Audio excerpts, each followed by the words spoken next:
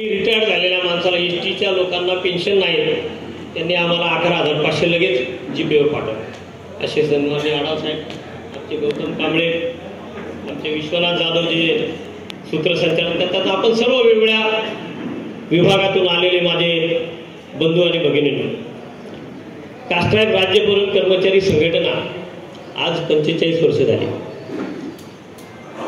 आणीबाणीच्या काळामध्ये कास्ट्राईब राज्य पुरवठा कर्मचारी संघटनेच्या निर्मितीचा जो इतिहास आहे तो असा आहे की आणीबाणीच्या काळात मागासवर्गीय कर्मचारी मोठ्या संख्येने बडतर्फ करण्यात आले होते आणि त्यावेळेला आमचे जे त्या काळातले चंद्रपूर आणि विदर्भातली जी काही लोक होती ह्या सगळ्या लोकांनी एकत्रित येऊन मागासवर्गीयांचं एक संघटन असावं म्हणून त्यांनी प्रयत्न सुरू केला. कास्ट्राईब कल्याण महासंघाचे त्यावेळेचे सुरडकर साहेब होते, खोब्रागडे साहेब त्या काळातले एक होते, अशी सगळी जी मंडळी होती त्यांना ते भेटले आणि म्हणे आम्हाला आमचं युनिट इथं सुरू करायचं आहे.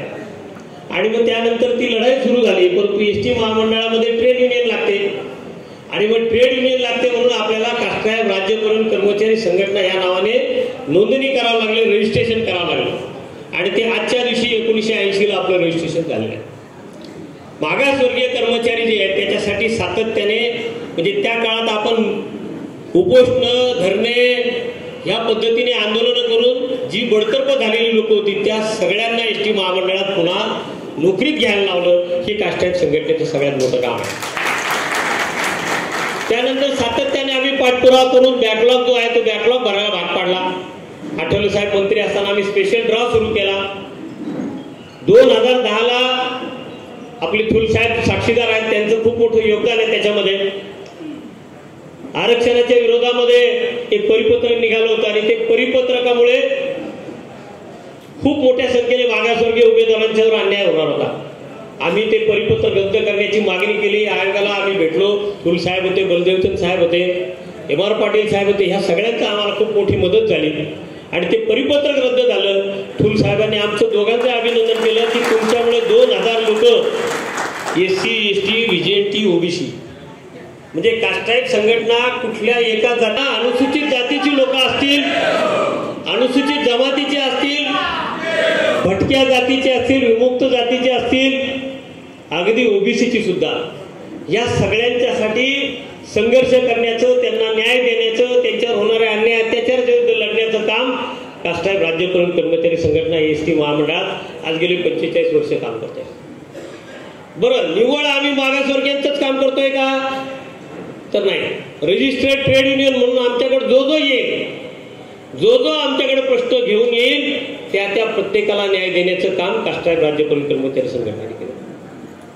84ला पहिल्यांदा आम्हाला करारामध्ये सही करण्याची संधी त्यावेळी बाळासाहेब काळे सरचिटणीस होते. हा इतिहास आहे. त्यावेळेला कामगार संघटनेने आम्हाला विरोध केला, परंतु कामगार संघटनेचा आमचा विरोध आजही खालपर्यंत आहे. परंतु जेव्हा जेव्हा कामगारांच्या पगारवाढीचा विषय येईल, कामगारांच्या हिताचा विचार येईल, त्या प्रत्येक वेळेला कास्ट्राईब संघटनेने पुढाकार घेतला आणि या सगळ्या संघटना जवळजवळ 26-27 संघटना आहेत, दादाराव साक्षीदार आहेत, की या सगळ्या संघटनांना हात धरून सगळ्यांना एकत्र बसवून कृती समिती करून कामगारांच्या प्रश्नावर सातत्याने लढलो आहे. कामगार संघटनेने कायम कामगारांचा घात केला. हा इतिहास आहे, सगळ्यांना माहिती. 99चा करार असतील, 96-99चा किंवा 2000 पासून 2008 पर्यंतचे जे 2 करार झाले, काहीही वाढ न देता कामगारांची खूप मोठी फसवणूक केली. याविरुद्ध सातत्याने आम्ही लढतोय, सातत्याने. खोब्रागडे साहेबांच्या काळात एक खूप चांगला निर्णय झाला. एसटीचा जो तोटा आहे तो भरून काढण्यासाठी त्यांनी डिझेल पंप आहेत ना, ते शहरामध्ये जास्त किंमत होते म्हणून बाहेरच्या ठिकाणी काढले आणि खोब्रागडे साहेबांचा जो दरार होता विसेमडी म्हणून, त्यांच्या कॅबिनपर्यंत येण्याची कोणाची हिंमत होत नव्हती. हा दरार होता आणि त्याच्यामुळे आम्हा सगळ्यांना एक प्रेरणा मिळाली, एक ऊर्जा मिळाली. आमचा 20 वर्षापूर्वी 25वा वर्धापन दिन चंद्रपूरला होता. साहेबांना कोणीतरी सांगितलं जाऊ नका. आम्ही भेटलो साहेबांना, हिरेभाऊ साक्षीदार आहे. साहेबांना आम्ही विनंती केली, साहेब आले आणि साहेबांनी पाहिलं. आम्ही सातत्याने गर्दीचे कार्यक्रम केले. औरंगाबादला थुल साहेब होते, 4,000चा सभागृह आहे, 6,500ची पगारवाढ झाली. बरं, पगारवाढ जरी झाली तरी त्या पगारवाढीचे हप्ते आत्ता गेल्या महिन्यामध्ये जी बैठक झाली दिवाळीच्या पूर्वी, शब्द दिला दिवाळीमध्ये तुम्हाला हप्ते सुरू करतो, आजही हप्ता सुरू झालेला नाही. कदाचित त्याच्यामुळे अडसूळ साहेब आले नसावेत असं मला वाटतंय, कारण उत्तर द्यावं लागणार आहे.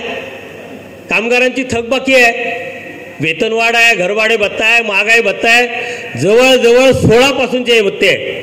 आणि हे सगळे भत्ते 4,000पेक्षा जास्त,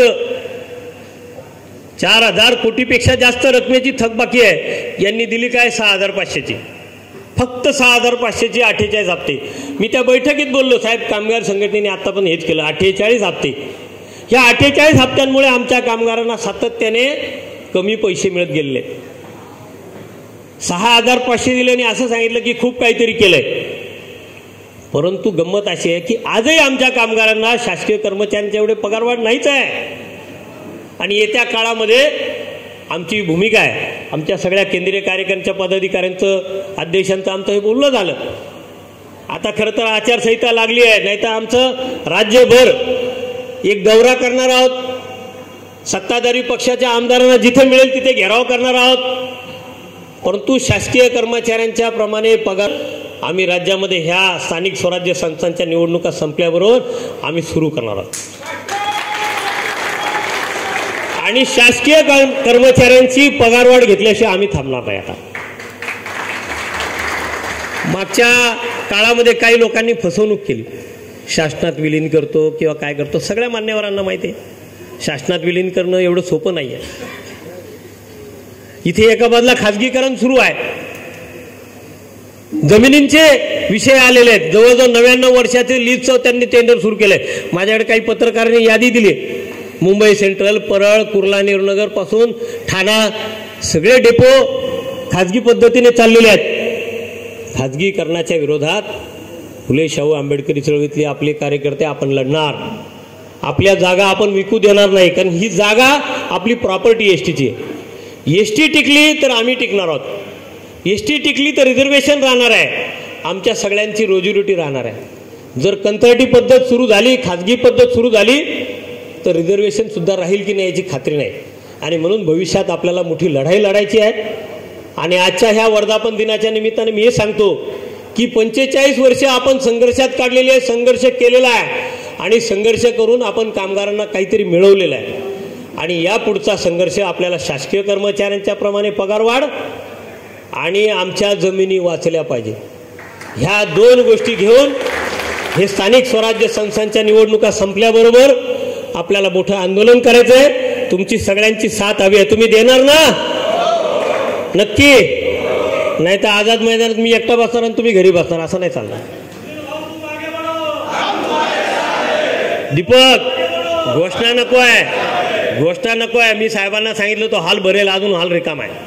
लोक कुठं राजगृह बघायला गेले, चैत्यभूमीला दर्शन, मला माहित नाही. पण पहिलं प्राधान्य संघटनेला देत चला आणि मग कुठं फिरायचं दर्शन घेत चला. धन्यवाद. मी पुन्हा एकदा तुम्हाला सांगेन की येणाऱ्या लढाईमध्ये तुमच्या सगळ्यांची साथ पाहिजे आणि ती साथ शेवटपर्यंत तुम्ही द्याल एवढी अपेक्षा बाळगतो. आणि 45व्या वर्धापन दिनाच्या निमित्ताने तुम्हाला लाख लाख शुभेच्छा देऊ आणि तुम्हाला सगळ्यांना पुन्हा लढण्याचं बळ मिळो अशी अपेक्षा व्यक्त करतो. थांबतो. धन्यवाद. जय भीम, जय भारत, जय महाराष्ट्र.